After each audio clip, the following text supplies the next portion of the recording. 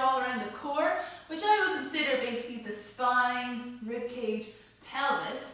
So get a little bit of glute action as well as abs, and naturally you're going to be working some back muscles at the same time. And we're going to do some dynamic movements while trying to stabilize through the spine, or actually use the spine to create movement.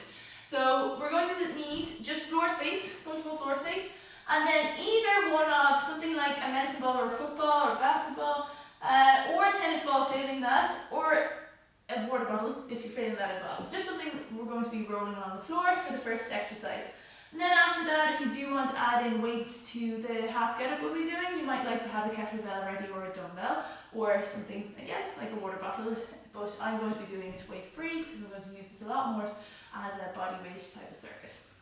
So we're going to get stuck in. We're going to do 8 reps each side, so it'll be 16 reps for everything, and we're going to be doing 4 different exercises. We'll take a break at the end of the 4 for about 30 seconds and then get into it again. For the start, we're going to be warming up our spine to begin with. So we're going to make sure that it feels good to move both directions. So just doing that sort of cat-cow or cat-camel movement where we lift up the back and then we lower down the back. And we're going to be looking up and down as well with it. So just a few reps going up and down. If you'd like to coordinate your breath with this, we'll breathe in and then breathe out.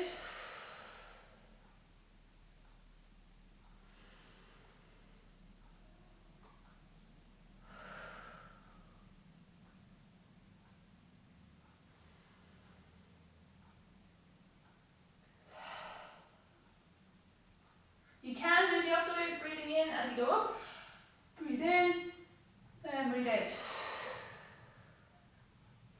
There would be reasons for doing one way or the other, so don't worry about it too much. Also with that then, we're going to sit on our heels or whatever distance is comfortable.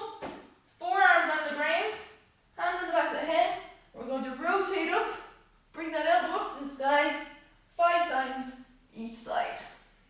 As you reach it up and around, I want you to try to coordinate your breath so that you're exhaling.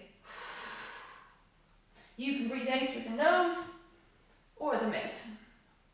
Always try to inhale through the mouth and then do as much through the nose, I would say, and do as much exhaling through the nose as you can within reason.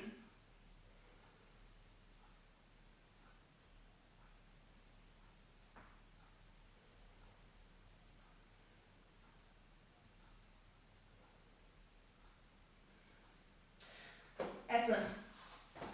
So the next thing we're going to do is just a simple plank for 5 seconds.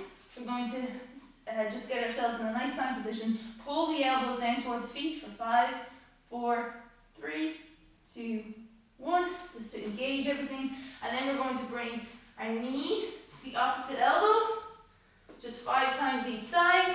Do your best on this one. Some people can't really get that far. They can't get full way across, that's fine.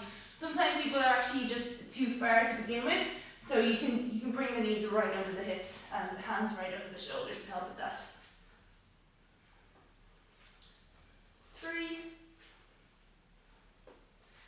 4, and 5.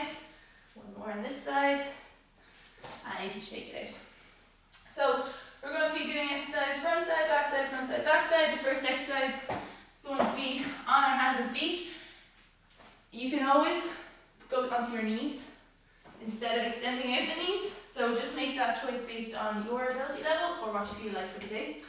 And we're going to be passing this ball while being up in a plank. So the key with this is just to try and not let yourself sink as you go on one hand. So if I'm up in this position and I go onto this arm only, I actually feel myself rising higher rather than sinking like this with my head close to the floor. So nice and high, and off we go. 1, 2, 3, 4, 5, 6, 7, 8, 8 more. 9, 10, 11, 12, 13, 14, 15, and 16. Excellent. So the next one we're going to do is a half get up, which we've done in other weeks. So this is really nicely going to work our abs as we sit up, and then our glutes as we have to bridge up. So hand up, Same side knee up. Roll onto your other elbow, then up onto the hand, then push through the hips to get up. Come back down, roll back down through the spine onto the floor. I'm going to show you from the other side now. You can continue on that side. We're doing 8 reps total each side. So roll up onto the elbow, up onto the hand, bridge up, come back down with the hips, and then come down with the spine. We're really trying to curl down, back down. So onto 3, 4, 5. If this bridge part is too hard for you, you can just do this part, just to the part where you sit up. You're still going to get all the abs working. You're just not going to get the glutes, which is absolutely fine. You're still getting the spine. One more on this side. And I'm going to swap sides.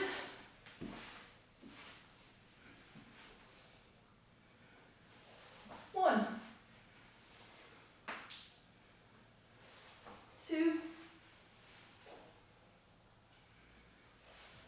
3. You might find you kind of slide around with these ones, so it's good to have a decent bit of space to work with. 5, 3 more. 6, 7, and 8. Back down. We're now going to go back onto our front. We're going to go into a downward dog position and do our shoulder taps. So we've done shoulder taps a lot in this position, but we're going to do it now in a downward dog position. So we're going to be getting nice lengthening through the hamstrings at the same time. We're going to be getting the shoulder into a more overhead kind of position, and we have to try and keep our back as much as possible from collapsing, essentially. So again, we're trying to reach our hips up nice and high and keep everything long so that we don't actually sink down at all or need to round in order to achieve this. So if needed, you can do it from your knees again. Push the ground away as you lift one hand up. Push the ground away with the other hand so that you feel really long through the arm. And you're keeping this feeling like it's not really changing its shape. So keep your spine and your torso in the same shape. Okay, we'll go for 16 if you're not already ahead of me. 2, 3, 4, 5, 6, 7, 8, 9, 10, 11, 12, 13, 14, 15, and 16. Excellent. The last one we're doing is the dead bug. We're going to do, I'll show you both with just the legs and then with the hands on the legs. So start position is going to be hands up to the ceiling, knees over the hips. Try not to bring them over the tummy, try and keep them just over the pelvis area. Toes pointing up to the ceiling, and then that's our like 90-90 position with the legs. And we're going to try and lower down one leg at a time without losing contact with the floor with our back. So I hope you can feel the floor through your whole back. As you lower one leg down, you don't want to feel it lift off. So from there then, if we want to add in a higher level of difficulty with the leg, we'll straighten it out. Or straighten it out partially. And then we just tap the heel off. If you are collapsing to the ground, or especially I've seen people just flop their leg down, then you're not actually achieving the goal. So we're trying to control that leg, nice even smooth speed all the way down, and a gentle tap with the heel on the ground. To add in the hands, we do opposite hand to leg. So if I'm doing my right leg, I'll do my left arm. All the time trying to make sure my back doesn't lift off the floor. It's also not a massive deal if your heel doesn't quite make the floor. It goes into there, that's absolutely fine. Like, it's not a big deal. If you're getting a clicking sensation in your hips, that usually means your pelvis is moving. So this is really good for core control. Try pushing your hands into a wall behind you instead, and then keep it to a short lever. So keep the knee bent. You really want to feel like you're not letting that low back in particular lift off. And you can also even just feel the pelvis and see, are you actually keeping those bony parts where they are, or are they moving too much? Okay, so we're going to go for 16 of these, so 8 each side. I'm going to go the hands and legs. So 1, 2, 3, 4, 5, 6, 7, 8, 9, 10, 11, 12, 13, 14, 15, 16. Excellent, that's that one done. That dead bug is also quite challenging for coordination for a lot of people. You'll see the same hand and arm, or same leg and arm are going down when it should be the opposite. So give yourselves a break if it seems like it's a bit tricky. That's kind of normal. You will get it. Just slow things down and just think about it one at a time to start with. We'll take about 30 seconds and then we're going to go into our plank pass the ball exercise for 16 reps again.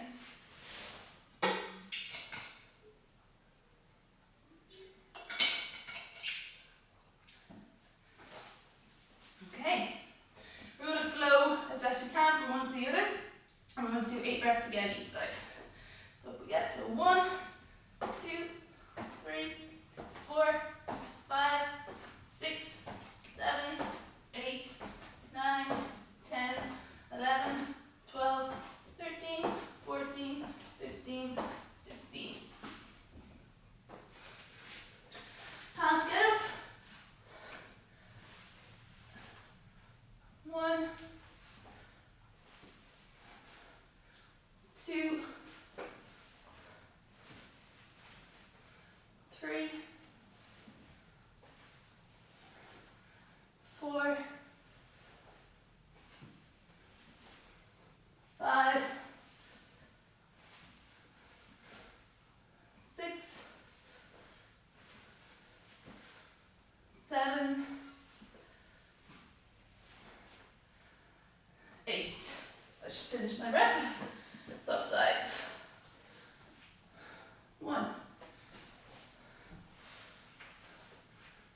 2, 3, 4, 5, 6, 7, 8. Back down to our fronts. We're going to go into the downward dog, shoulder taps. 1, 2, 3, 4, 5, 6, 7, 8, 9, 10, 11, 12, 13, 14, 15, 16. And then onto our dead bugs.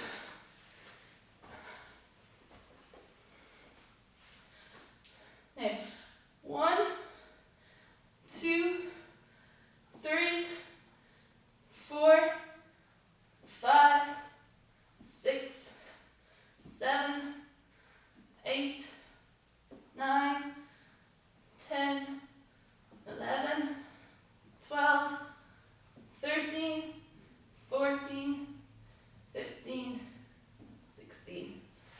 And break time. So we'll take 30 seconds there. Obviously take longer if you wish. And do feel free to reduce the reps. I put it at the max reps I would do for each of these exercises. So you can easily go down to 4 or 5 reps or a 6, 7 and still get a lot out of these, especially if you want to decrease the reps as you go, you still get a lot out of the 3 rounds. Or if you want to keep it at 2 rounds, take a break now, come back to it again another day and do 3 rounds then. 3 seconds to go. Alright, here we go. Lead ball pass. 1, 2, 3, 4, 5, 6, 7, 8, 9, 10, 11, 12, 13, 14, 15, 16.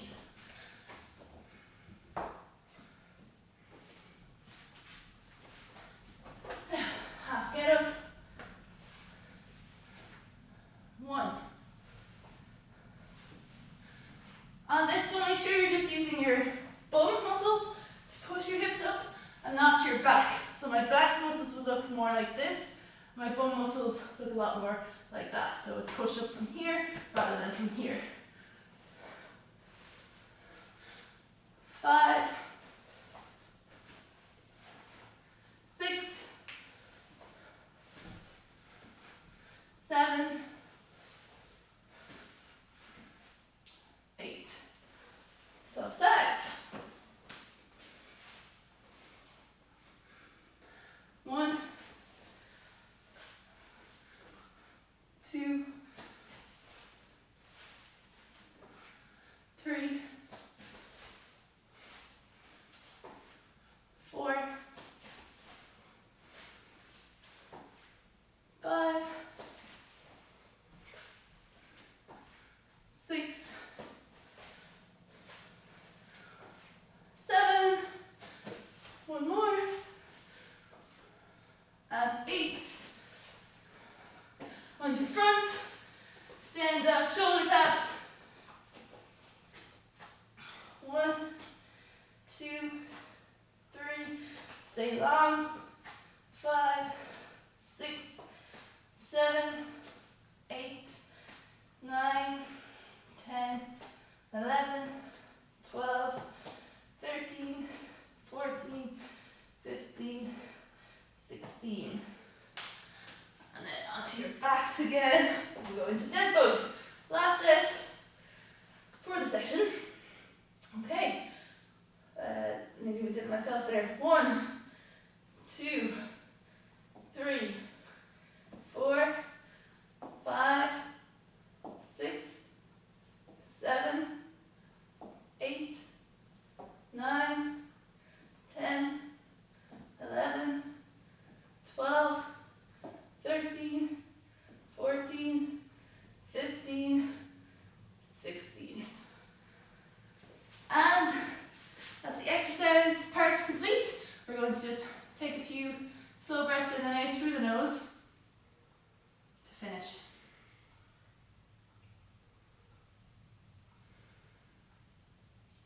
Today we're going to, hopefully you're not too out of breath, completely normal if you are, don't worry. Take your time, as usual. Big breaths in until you can take smaller breaths. We're going to then focus on a 4 seconds in, 6 seconds out exhale. So 4 seconds inhaling, and then into the exhale for 6 seconds. You can pick a different ratio, like 3, 5 if you need to at the start, depending on your breathing rate and how much you need to kind of breathe in again before you feel, you don't want that panic feeling essentially. So breathing in for 4 and out for 6 is a really nice ratio, but you can do a bit shorter, like you can even start at 4, 4 if you need to. So,